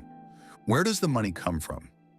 Defense analysts who track black budget allocations have flagged a category of aerospace spending that's grown by roughly 300% since the early 2000s, with no corresponding increase in known program output, no new aircraft, no announced propulsion contracts, no patents filed. That money went somewhere, and based on what the files released describe, the answer is becoming harder to argue with. Start with what Navy pilots actually recorded, because that's where the physics breaks down in a way you can't explain away. The Tic Tac incident from 2004 gave us something rare: military sensor data, trained observers, and a craft that performed maneuvers no known aircraft can execute. Commander David Fravor watched it drop from 80,000 feet to sea level in under a second, stop dead, then accelerate in a completely different direction with no transition, no arc, no deceleration curve. Just an instantaneous change of vector at speeds that would reduce a human pilot to a stain on the seat. The G-force involved in that kind of movement, by any conventional physics calculation, would be somewhere between 400 and 700 Gs. A human body starts losing consciousness around 9 Gs. Whatever was inside that craft, if anything was, it wasn't being subjected to the same forces the airframe was generating. That's the first thing that separates these craft from everything else. They don't appear to be affected by inertia. When your car accelerates, you feel it push you back into the seat because your body has mass and resists the change in motion. These craft move as if that relationship between mass and acceleration has been switched off. The engineering community's best working theory is electromagnetic field manipulation, where the craft generates a localized field that essentially warps the space it's moving through, so the craft and everything inside it moves together without experiencing the directional forces that would normally apply. You're not pushing through space, you're moving the space around you. Then there's the propulsion signature, or more accurately, the complete absence of one. Every aircraft ever built leaves traces: heat bloom from engines, exhaust gases, a pressure wave that generates a sonic boom above the speed of sound. These craft produce none of that. Radar tracks them at speeds well above Mach 1 with no sonic signature. Infrared sensors find no heat output. There's no jet wash, no plasma trail, nothing that conventional propulsion would leave behind. Whatever is moving them isn't burning anything and isn't pushing against the air. The altitude performance compounds this, from a standing hover at low altitude to above 80,000 feet in a matter of seconds, with no acceleration phase, no engine spool-up, no detectable thrust vector. That's not improved propulsion, that's a different category of physics entirely. Stealth properties add another layer. These craft don't just absorb radar the way an F-22 does with its angled surfaces and radar-absorbing materials. They disappear from multiple sensor types simultaneously. Radar, infrared, optical tracking, all go blank at the same moment. That kind of cross-spectrum disappearance suggests the craft can manipulate its own electromagnetic signature across every detection wavelength at once, not just deflect one type of sensor. Now factor in the TR-3B, a triangular craft reported independently by dozens of witnesses across multiple countries over the past 30 years, always described the same way. Silent, slow-moving at low altitude, capable of accelerating away at speeds that leave no trace on radar. The consistency of those descriptions across unconnected sources is hard to write off. If the reverse engineering programs described in the May 8th files produced a flying prototype, a triangular platform would be a logical airframe choice for a craft using field-based propulsion rather than conventional thrust. Even replicating 20% of what these craft can do would make the result invisible to every air defense system on the planet. No radar lock, no heat-seeking missile track, no intercept solution. If the US has crossed that threshold, the gap between American air power and every other nation isn't measured in generations. It's measured in physics. China's DFZF hypersonic glide vehicle tops out around Mach 10. Russia's Avangard system reaches Mach 27 under ideal conditions. Both represent years of development and genuine engineering achievement. They're also still moving through the atmosphere the same way a rock moves when you throw it, subject to drag, heat, gravity, and tracking solutions that improve every year. Western air defense systems have already started adapting to hypersonic threats. The physics is understood. The countermeasures are being built. A craft that produces no radar return, no heat signature, and no inertial profile isn't a faster version of the same problem. It's a problem that existing defense architecture has no answer for, because every detection and intercept system ever built assumes the target is operating inside Newtonian physics. You can't compute an intercept solution for something that changes direction instantaneously. You can't guide a missile to a heat source that doesn't exist. You can't jam a craft that's already invisible to every wavelength you're transmitting. That's what makes the strategic gap here different from any prior technology advantage. When the US fielded the F-117, it took years before adversaries developed radar systems capable of tracking low observable aircraft. Eventually they did. The physics was still the same, just harder to work with. What the May 8th files point toward is a capability that doesn't give adversaries a longer timeline to adapt. It gives them no pathway at all, because the underlying physics isn't an evolution of what they already understand. The surveillance applications alone would reshape geopolitics entirely. A platform that can reach any point on Earth undetected, loiter without any thermal or electromagnetic trace, and exit before any response is mounted gives the US an intelligence collection capability with no precedent. Every facility, every command structure, every weapons program a foreign government believes is hidden becomes visible, and they'd never know it happened. That's why this stayed buried for so long. Releasing it doesn't just trigger an arms race. It collapses the entire framework of mutual deterrence that international security has been built on since the 1950s. Every treaty negotiated under the assumption that both sides had roughly comparable detection and strike capabilities becomes meaningless. Every military alliance recalculates its value. The geopolitical order restructures overnight and not in ways anyone can fully predict. Lockheed and Raytheon aren't going to confirm any of this. The program managers who ran these operations signed agreements that don't expire and carry criminal consequences. But the May 8th documents are doing something those individuals can't stop. They're assembling the outline of a program that was never supposed to have an outline. Each redacted page still shows you where the edges are. And the edges are a lot larger than anyone outside this program was supposed to know. The US didn't just recover something. It spent decades turning that recovery into operational hardware, and the rest of the world is only now finding out that race was run without them. What dropped isn't the end of the story. It's the first time the story got official edges. The US has been flying ahead of the known world for decades, and the files are finally saying what the contractors never will. The US has created a bomber with capabilities that the world would never recover from, the B-21 Raider. This strategic bomber is not just a game changer, it has single-handedly redefined military strategies, making other nations alarmed. With its stealthy features, its unrefined lethality, and next-generation designs, this bomber made other technologically advanced nations like China and Russia terrified. Why is the world afraid of this strategic bomber? What makes this bomber different and better than China's giant H-20 bomber? Join us as we unravel the mysteries behind the American first B-21 Raider that the whole world is afraid of. With a huge investment of $630 million, 7 years of undivided devotion towards creating a masterpiece, and over 25 years of dominance, the United States strategic bomber has sent chills to the heart of its adversaries. The B-20 Raider is one of a kind, and that's not all. It is designed with features that makes it unrivaled. Not even China's new Xi'an H-20 bomber can be compared to this technological marvel. Or can it? Let's get into their specifications.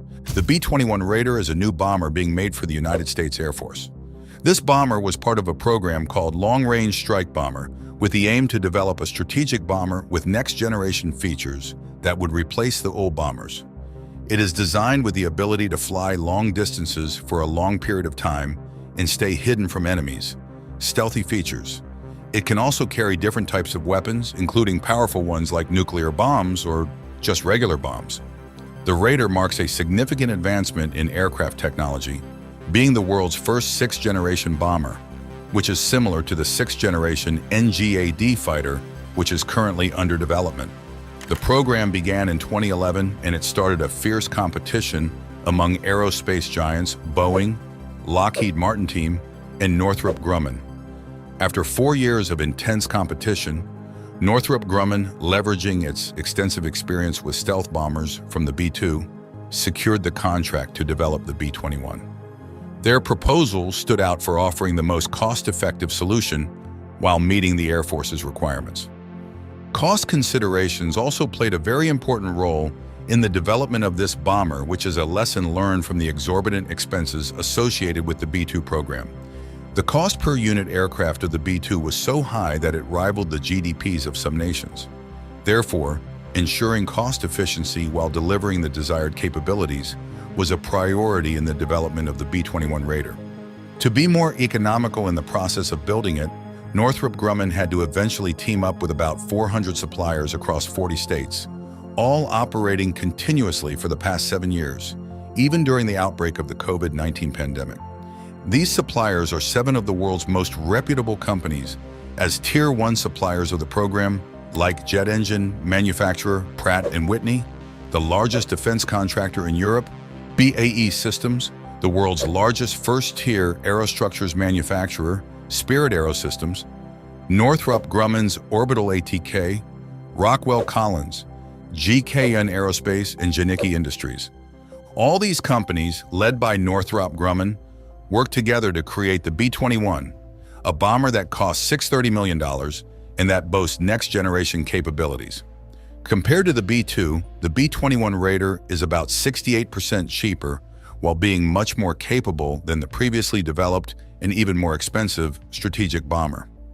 Even though it benefits from over 2 decades of technological advancements, it's still an impressive military aircraft, deadly in its capabilities. The Air Force plans to get at least 100 B-21s, but they might go up to weigh 145 if the bomber passes its test without any hitch, almost literally. When it's put into service, the bomber will work alongside other strategic bombers like the B-52 Stratofortress, the B-1 Lancer, and the B-2 Spirit initially. Eventually, it will replace both of them, marking the end of their era or perhaps its continuation in a different form. In any case, the U.S. will have a bomber that can demonstrate the strength of its military across the globe, with the operational range of a ship and the firepower of modern nuclear weapons. The development of this strategic bomber with unrivaled capabilities has deeply troubled China, the United States being their #1 rival. Their next move in the bomber race might involve their new Xi'an H-20 bomber, and they're probably aware of the challenge that it would take in developing one. Interestingly, The news of the development of China's strategic bomber became public around the same time as those of the United States.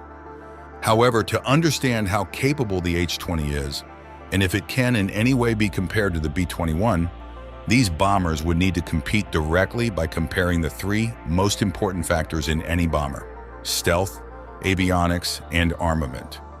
Similar to its predecessor, especially the B-51, the B-21 will most definitely be designed from the start to be a stealthy plane, using what they have learned from the process of making the hard-to spot. It will have special features like edges that line up, panels on the skin that look like jagged teeth, and the engines will be hidden with special matte skin. Its shape will be like a big wing, which helps make it hard to detect by radar. Just like the B-2, it will probably be painted with a special paint that makes it hard to see during the day and avoid being spotted. Its underside will be painted dark because it flies really high, over 50,000 feet up. When it's that high, a dark color makes it blend in with the sky better. The B-21 will also have a sensor that looks up at the sky and tells the pilot to go higher or lower to match the brightness of the sky, so it's always hard to spot. To keep these stealth features working well, the B-21 might need to be kept in special hangars that have air conditioning, and that would definitely cost a lot of money to build and maintain. To make it better than previously developed bombers, it will have lots of new and high-tech avionics systems all working together. These include things like a special radar that can do many things, a digital navigation system that uses radar and GPS to help the plane fly, and a system that uses space objects to help figure out where it is. It also has a radar that can scan in different directions, a system to jam enemy communications, and cameras and sensors to spot targets. Communication is very important, and the B-21 prioritized this. This new strategic bomber can talk to other planes and ground forces using special links, and it has a system that warns the crew about dangers and can change its route to avoid them. The importance of this feature cannot be overstated because not only does it help to keep the pilot aware of his environment and potential threats, it makes it possible to avert danger, keeping both the pilot and the aircraft safe from any sort of damage. Also, for the military, this system makes the bomber really important because it's like a central hub for getting and sharing information, making it better at managing battles. To make sure everything is working okay, there's a system that checks all the avionics all the time. Now to its carrying capacity, like the aircraft before it, the B-21 should be able to carry more than 30,000 pounds of weapons, including nuclear bombs like the B-61 and long-range missiles. It can also carry regular bombs and other modern weapons, like missiles that can hit ships from far away. This makes it perfect for fighting ships in places like the South China Sea. Unfortunately for aviation lovers and people rooting for the Raider, several information concerning this bomber has been kept secret because it's a special program and also for security purposes. Details regarding how far it goes, what kind of weapons it carries, or how big it is compared to its predecessor have been undisclosed. However, some photos of the aircraft were released in December 2022 during a ceremony at Northrop Grumman's factory in California, and observers with keen eyes were able to spot a thing or two, but these are just speculations. The Raider will be maintained at Tinker Air Force Base in Oklahoma, while testing and evaluation will happen at Edwards Air Force Base in California. It will fly from bases like Dyess Air Force Base in Texas, Ellsworth Air Force Base in South Dakota, and Whiteman Air Force Base in Missouri. Ellsworth was chosen to be the first base for the B-21. There was talk about using a drone alongside the B-21, but that idea was dropped because the idea was to save money, and that thought would not help with the cause. The Air Force is also planning to get a new fighter jet to protect the new bomber during missions into enemy territory. The Air Force wants to update its bomber fleet and most of its nuclear weapons for operations in the Indo-Pacific, especially concerning China. Now let's talk a bit about the B-21's predecessors, the Stratofortress. The B-52 was a lot like the B-47 Stratojet bomber that came before it in terms of technology. They both had similar designs, like wings that angled back and engines in pods. The inside of the plane also had seats that could eject if there was an emergency. In the B-52D, the pilots and the person in charge of electronic countermeasures would eject upwards, while the crew below would eject downwards. In earlier B-52 models, the person who operated the tail gun had to get rid of the gun before ejecting. In the first B-52s, the tail gunner sat at the back of the plane and used both visual and radar systems to aim the gun. In later models, the tail gunner moved to the front of the plane, and they only used radar to aim, similar to how the B-58 Hustler's tail gun worked. Because of how this bomber is meant to fly, it doesn't need to do big turns or recover from spins. It has a small rudder that can only turn the plane a little bit to the side. They originally planned to use a different kind of tail that moves all the way, but they changed their minds because they weren't sure if it would work well. Since the plane has 8 engines, if one of them stops working, it won't cause too much of a problem because the rudder can fix it. To help the aircraft land and take off when it's windy, the main landing gear can move to the side a bit. Before the plane takes off, the crew sets this up based on how windy it is. The part of the plane that controls going up and down is also small, like the rudder, so it can't move the plane a lot. To help with small changes, there's a part at the back called a stabilizer that moves up and down a little when taking off and landing because the flaps on the wings make big changes in how the plane tilts. The B-21 would be built in such a way that it would experience no limitations in the way it flies. Also, the B-52s before the G models had small things on the wings called ailerons that helped it turn. Because the wings are thin, they can't use regular ailerons, so they used something called spoilerons instead. These were better for controlling the plane, especially when it was being refueled in the air. But the later models got rid of the ailerons and just used more spoilerons. Because of this change, those models could wobble more when flying. This bomber got upgraded in the 1970s, and these upgrades enabled it to carry up to 20 nuclear missiles and air-launched cruise missiles. They chose the Boeing AGM-86B missile for it, fitting 194 planes to carry them, and some planes had a special launcher for them. They also made some changes to the planes so satellites could recognize them easily.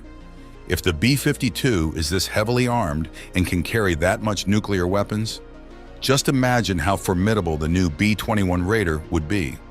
Later, they made more changes to the Stratofortress that were not designed to carry missiles to make them better at dropping regular bombs.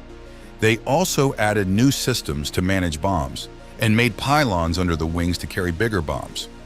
Some planes were even fitted to carry anti-ship missiles and other special bombs. In 2016, Boeing started updating them so that they can carry smart bombs inside the plane instead of just on the wings.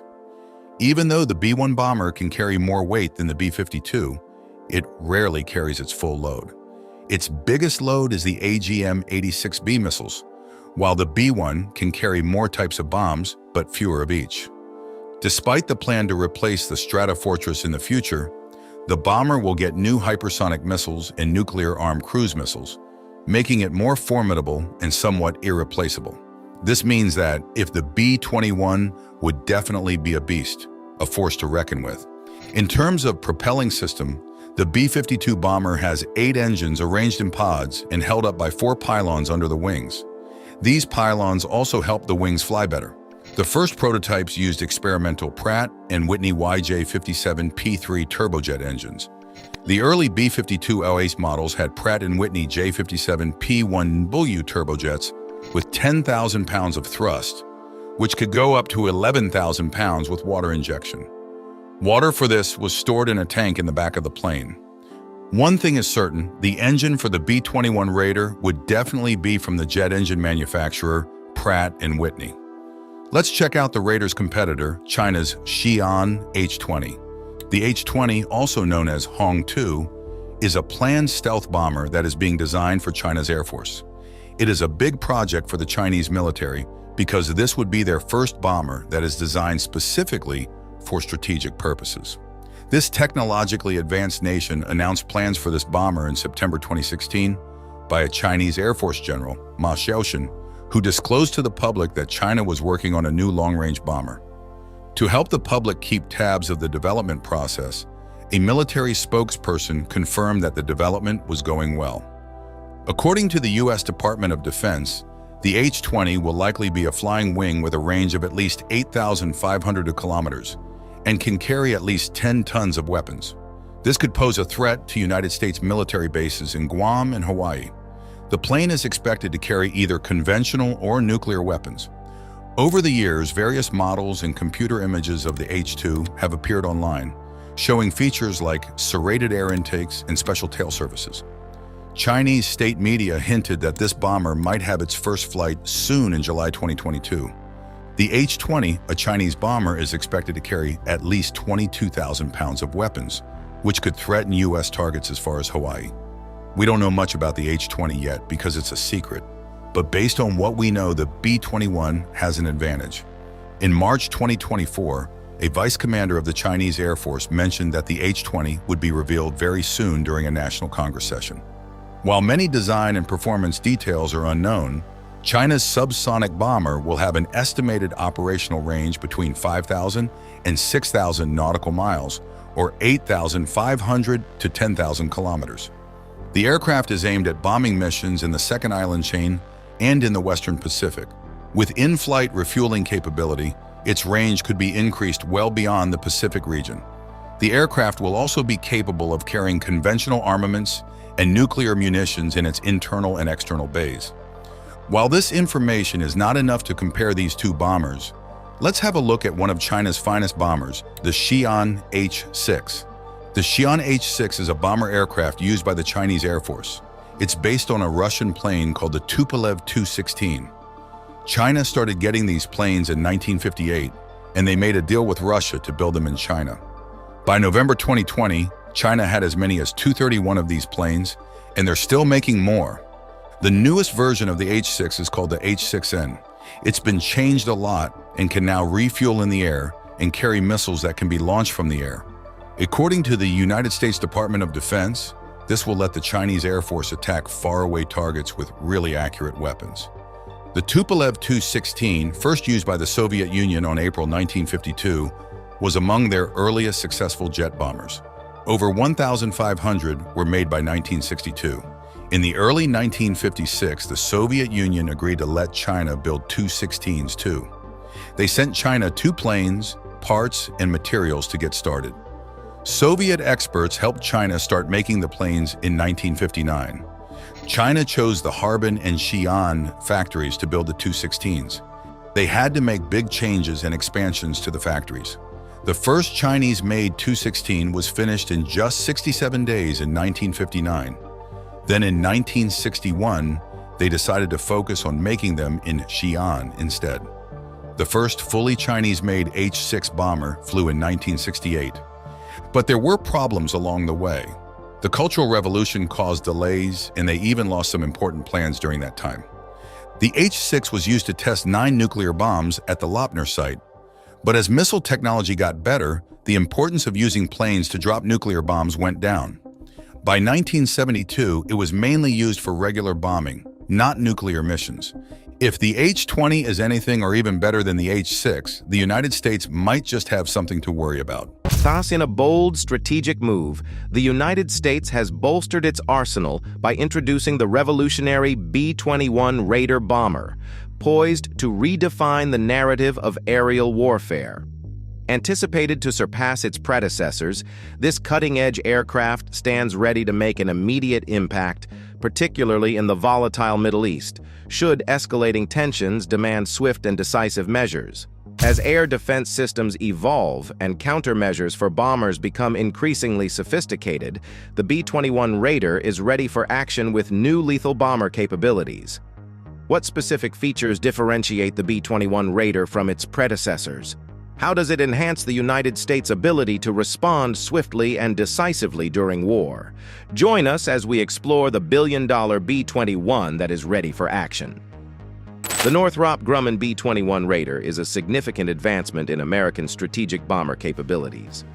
As part of the Long-Range Strike Bomber program, this aircraft is designed to serve as a long-range, stealthy, intercontinental strategic bomber for the USAF, equipped to deploy conventional and thermonuclear weapons. The USAF envisions the B-21 replacing the Rockwell B-1 Lancer and the Northrop Grumman B-2 Spirit by 2040, with the possibility of succeeding the Boeing B-52 Stratofortress after that.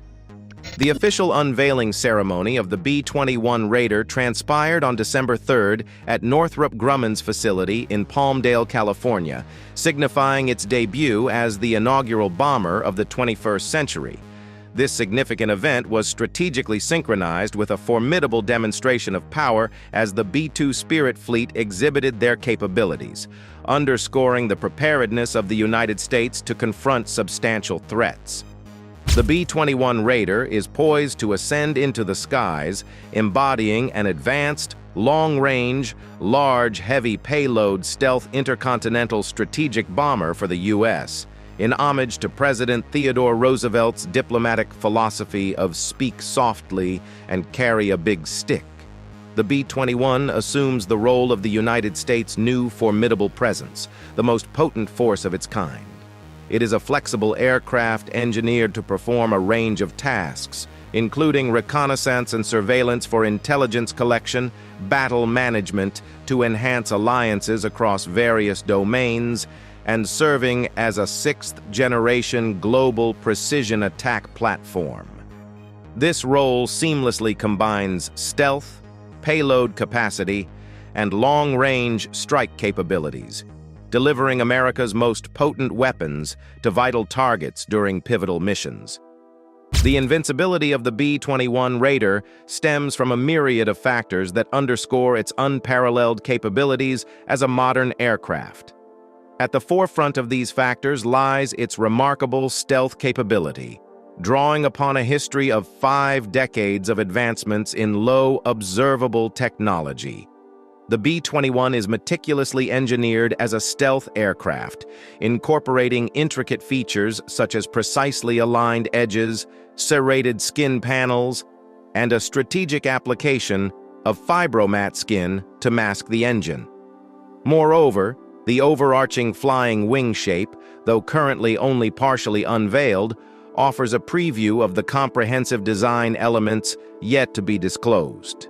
Like its predecessor, the B-2, the B-21 is expected to be coated in anti-reflective paint, strategically reducing its optical visibility during daylight flights. This design extends to the undersides, seamlessly blending the bomber into the sky at altitudes surpassing 50,000 feet. To perpetually maintain this imperceptible quality, an upward-facing light sensor is seamlessly integrated into the B-21, prompting the pilot to adjust altitude based on the evolving illuminance of the sky. In concert, these features converge to craft an invisible bomber, impervious even to the most advanced air defense systems, as it navigates the skies with grace. The B-21 outperforms its predecessors in avionics, featuring a range of advanced and contemporary systems seamlessly integrated into a unified system. This includes a multi-mode radar, a fully digital navigation system intricately connected with terrain-following radar and GPS guidance, an inertial navigation system utilizing celestial bodies for navigation, an AESA radar, an electronic warfare system, a distributed aperture system, and an electro-optical targeting system, among others. High-frequency satellite link.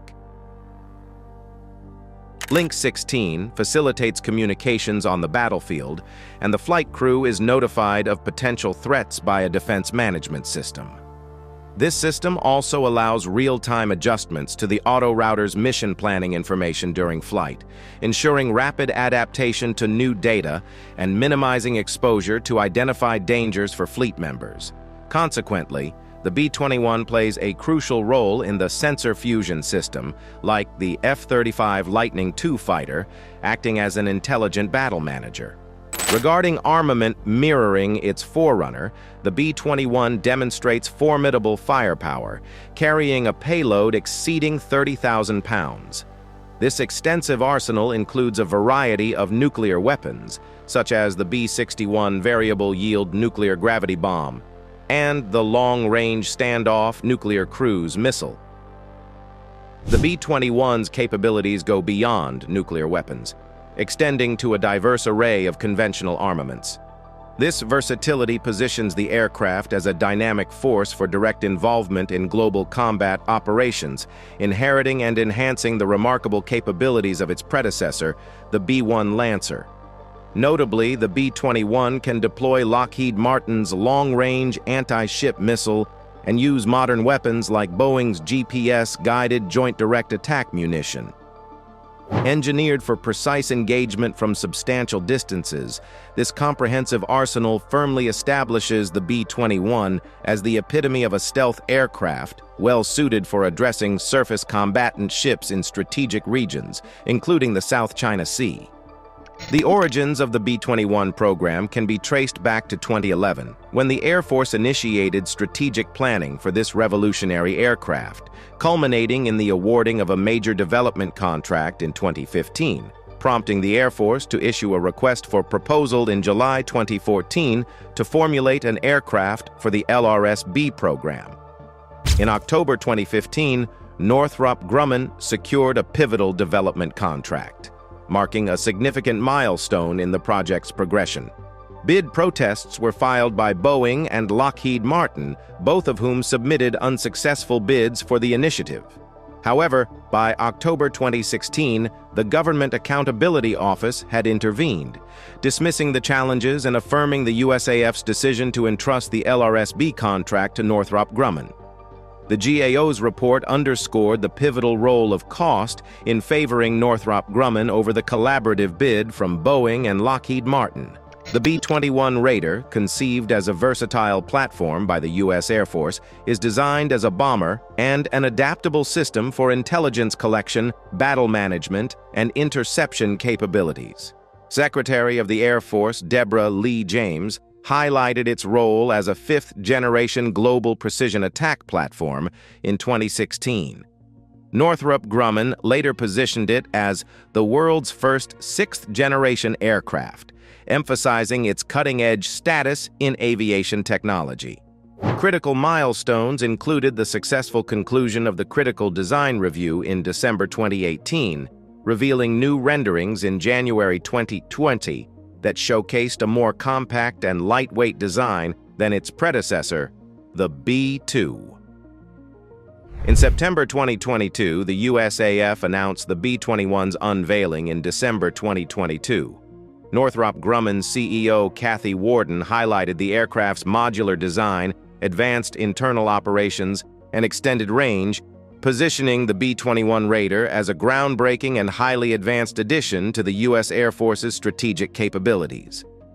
The B-21 is produced and assembled at the United States Air Force Plant 42 near Palmdale, California, using the same facility that Northrop Grumman utilized in the 1980s and 1990s for constructing B-2 bombers. In February 2016, the Air Force Global Strike Command leader anticipated an initial order of 100 B-21s, with the potential for the fleet to expand to a total of 175 to 200 aircraft. Assembly activities commenced, leading to Northrop Grumman being awarded a contract for a coatings facility at Plant 42, specifically designed for stealth coating and completed by the end of 2019. The construction of the first aircraft began in the summer of 2019, and by early 2021, reports confirmed the initiation of construction for the second unit. Confirmation came in June 2021 from Darlene Costello, the Acting Assistant Secretary of the Air Force Acquisition, Technology, and Logistics, that the first two B-21s were under construction at Plant 42. Progress continued, with 6 B-21s under construction by February 2022, and the first B-21 moved to a calibration facility the following month. The workforce involved in the program included approximately 8,000 Northrop Grumman employees, collaborating with over 400 suppliers from at least 40 states. As of September 2023, updates from program authorities suggest that the fueling and engine tests for the B-21 are progressing, aligning smoothly with the expected first test flight projected to take place by the year's end. Confirming this schedule, the B-21 completed its inaugural test flight on November 10, 2023, at the Air Force's Plant 42 in Palmdale, California. This signifies a noteworthy milestone in the aircraft's continuous development and testing phase, underscoring substantial advancements in preparing this innovative bomber for operational readiness. In July 2016, the U.S. Air Force announced its decision not to disclose the estimated cost of Northrop's B-21 contract, citing concerns about revealing sensitive information related to the classified project to potential adversaries. The Senate Armed Services Committee also voted against publicizing the program's cost, limiting the information to congressional defense committees despite objections from a bipartisan group of legislators led by Senator John McCain, the committee's chairman. McCain proposed revisions to the National Defense Authorization Act for fiscal year 2017, aiming to reduce the B-21 program's authorization by $302 million, citing a lower-than-expected contract award value. The proposed revisions also sought stringent program, baseline, and cost control thresholds, quarterly program performance reports, and engineering and manufacturing development total contract award value disclosure. Although the initial versions of the 2017 NDAA from the House and Senate included provisions for public disclosure of the total cost of the B-21, this provision was ultimately omitted in the final conference report version. By December 2022, the estimated cost of a single B-21 aircraft stood at $700 million, and Air Force officials projected a minimum expenditure of $203 billion over 30 years for the development, purchase, and operation of a fleet comprising 100 B-21s. Tinker Air Force Base, Oklahoma, will manage the B-21, while Edwards Air Force Base, California, will lead testing and evaluation activities. Operational bases for the B-21 are expected to include Dyess Air Force Base, Texas, Ellsworth Air Force Base, South Dakota, and Whiteman Air Force Base, Missouri. Ellsworth was selected in March 2019 as the base to host both the first operational B-21 unit and the inaugural training unit. The envisioned role for the B-21 in the fleet revolves around replacing the aging U.S. Air Force inventory, consisting of 45 B-1 strategic bombers from the 1980s and 20 B-2 strategic bombers from the 1990s, by the year 2040. Furthermore, there is a prospect for the B-21 to eventually supersede the B-52, which is set to remain in service for an extended period. In contrast, the B-52H Stratofortress, affectionately known as the Buff, an acronym for Big, Ugly, Fat Fellow, stands resolute as the guardian of the skies within the formidable United States Air Force arsenal. Its remarkable capabilities are underscored by impressive statistics: a formidable ascent rate of 31.85 meters per hour, a maximum speed reaching 1,000 kilometers per hour, and an expansive range covering over 15,137 kilometers. Soaring to a majestic service ceiling of 15,151 meters, this strategic behemoth reaches awe-inspiring altitudes of up to 15,240 meters. Weighing an impressive 83,250 kilograms, this colossal aircraft boldly demonstrates its power, with a maximum takeoff weight reaching an impressive 220,000 kilograms. Its substantial length of 159 feet 4 inches emphasizes its formidable presence. Beyond its size, the B-52H's all-metal skin plays a crucial role in its flight dynamics, seamlessly adapting as the crew compartment transforms. With an astounding weapons payload surpassing 70,000 pounds, the B-52H is a versatile platform capable of carrying the most diverse array of weapons among combat aircraft. In terms of nuclear weaponry, it includes 12 AGM-129 advanced cruise missiles, 20 AGM-86A air-launched cruise missiles, and 8 bombs. Its conventional weapons payload encompasses 8 AGM-84 Harpoon missiles, 4 AGM-142 Raptor missiles, 51,500-pound bombs, 301,000-pound bombs, 20 AGM-86C conventional air-launched cruise missiles, 12 joint standoff weapons, 12 joint direct attack munitions, and 16 wind-corrected munitions dispensers.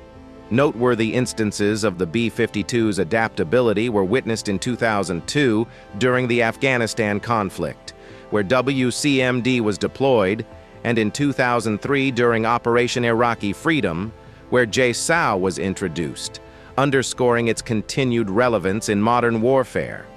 The B-52H's versatility extends to its capability to deploy Navy mines weighing 51,500 pound, 301,000 pound, and 202,000 pound, underscoring its adaptability across various mission profiles. The B-52H Stratofortress has advanced electronic countermeasures and detection systems for electronic warfare. Taking a central role is the ITT-ANALQ-172V.2 electronic countermeasures system, featuring multi-band threat recognition and the ability to jam multiple threats. In tandem, the ANALR-20A radar warning system acts as a vigilant detector, proficient in identifying and prioritizing numerous threats. The Northrop Grumman ANALR-46 digital warning receiver expands the aircraft's threat detection capabilities by pinpointing radar emissions in the 2 GHz to 18 GHz band, simultaneously identifying up to 16 radar signals to enhance the B-52's situational awareness. Northrop Grumman's ANALQ-155 Jammer Power Management System offers comprehensive 360-degree coverage in the D, E, F, G, and H radar bands, reinforcing the aircraft's defenses against diverse threats. The B-52H is outfitted with the Motorola AN/ALQ-122 multiple false target generator, the AN/ALT-32 noise jammer, and the Northrop Grumman AN/ALQ-153 tail warning set, a pulse Doppler threat warner.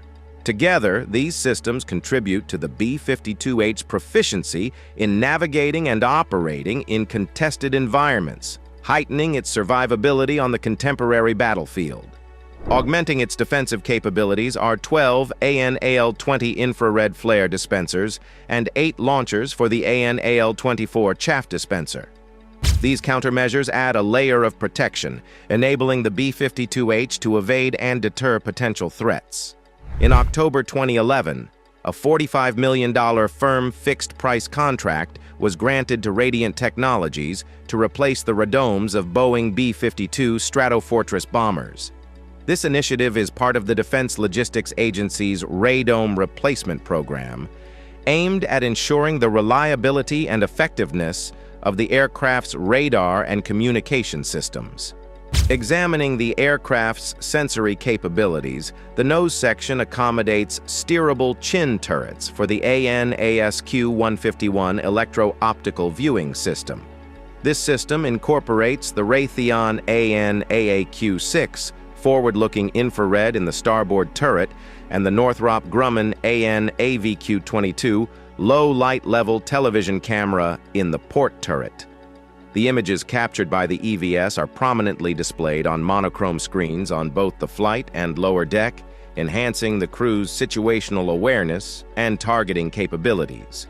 The offensive avionics system of the B-52H, designated NASQ-176, is a comprehensive suite integrating various components, including a Northrop Grumman strategic radar, Honeywell radar, altimeter, Smith's attitude heading and reference system, Tercom terrain comparison, Teledyne Ryan Doppler navigation radar, Honeywell NASN-131 inertial navigation system, and an IBM Raytheon AN/ASQ-38 bombing and navigation system. Recognizing the need for continuous improvement, the U.S. Air Force awarded Boeing a $108 million contract in January 2000 to upgrade the OAS. This initiative, part of the B-52 Avionics Midlife Improvement Program, introduced the SNU-84 INS, replacing the existing inertial navigation system. The avionics computers underwent upgrades with faster processors, and a new data transfer system was implemented, enhancing the aircraft's overall avionics capabilities. Flight testing of the AMI began in December 2002, and over 20 AMI kits were delivered to the USAF for installation by field teams. This comprehensive upgrade addressed the evolving technological landscape, ensuring the B-21 remained at the forefront of avionics innovation. The formidable B-52H Stratofortress is powered by 8 Pratt & Whitney TF-33P3 turbofan engines, each delivering a thrust exceeding 17,000 pounds. These engines drive the aircraft's exceptional performance and capability to fulfill its strategic missions. The B-52H's fueling capabilities are equally impressive, featuring 10 internal and 2 external fuel tanks, with a total capacity exceeding 181,000 liters. This substantial fuel reservoir empowers the aircraft with an unrefueled range surpassing 8,600 miles. Such extensive operational reach positions the B-52H as a global force capable of reaching virtually any location on Earth from its continental U.S. base. The integration of turbofan engines enhances the unrefueled range and equips the aircraft with unparalleled flexibility. This enhanced capability allows the B-52H to execute precision strikes on targets worldwide with the convenience of a single air refueling. Even with just one refueling, the operational range spans 7,800 nautical miles, showcasing the aircraft's adaptability and strategic reach. Despite the impressive capabilities of the B-52 Stratofortress, the anticipation surrounding the B-21 Raider suggests a new era of strategic aviation excellence. The B-21 Raider is expected to match the competence of its predecessor, the B-52, and surpass it in several key aspects as it competes with Russia's Tupolev Tu-160. The Tupolev Tu-160, distinguished by its variable geometry wing design, incorporates advanced features that establish its reputation as a formidable strategic bomber. Manned by a 4-person crew comprising a pilot, co-pilot, bombardier, and defensive systems operator, the aircraft employs a fly-by-wire control system alongside a blended wing profile. With an empty weight of 110 tons, approximately 30% of the Tu-160's composition comprises titanium, with the swing wing hinge emerging as the heaviest component at 6 tons. Powered by 4 Kuznetsov NK-32 afterburning turbofan engines, the Tu-160 boasts the most potent engines ever installed on a combat aircraft. Diverging from the American B-1B Lancer, the Tu-160 retains variable intake ramps, enabling it to achieve an impressive Mach 2.05 speed at altitude. This strategic bomber features a crew ejection system with K-36LM seats for all members. Facilitated by a probe and drogue in-flight refueling system, the Tu-160 possesses an internal fuel capacity of 130 tons, augmenting its range for extended missions. While the refueling system is seldom utilized, it showcased its capabilities in a 2008 air combat exercise involving Tu-160 bombers and Il-78 refueling tankers. The Tu-160 integrates a radar system, including a TSNPO Leninets Obzor-K radar for tracking ground and air targets, alongside a Sopka terrain-following radar. Despite attempts to reduce detectability, it is crucial to acknowledge that the Tu-160 is not classified as a stealth aircraft. The Tu-160's armament is housed in 2 internal bays, each capable of accommodating 20,000 kilograms of free-fall weapons or a rotary launcher for nuclear missiles. The overall weapon load capacity is an impressive 40,000 kilograms. In a departure from the post-World War II Soviet bomber tradition, the Tu-160 lacks defensive weapons. Plans involve arming the Tu-160 with new hypersonic missiles, such as the K-47M2 Kinjal, as announced in 2020. This forward-looking strategy underscores the continuous evolution and enhancement of the Tu-160's capabilities, cementing its status as a cutting-edge strategic bomber. Thanks for watching. While you are still here, click on the link on your screen to check out another of our videos. See you there.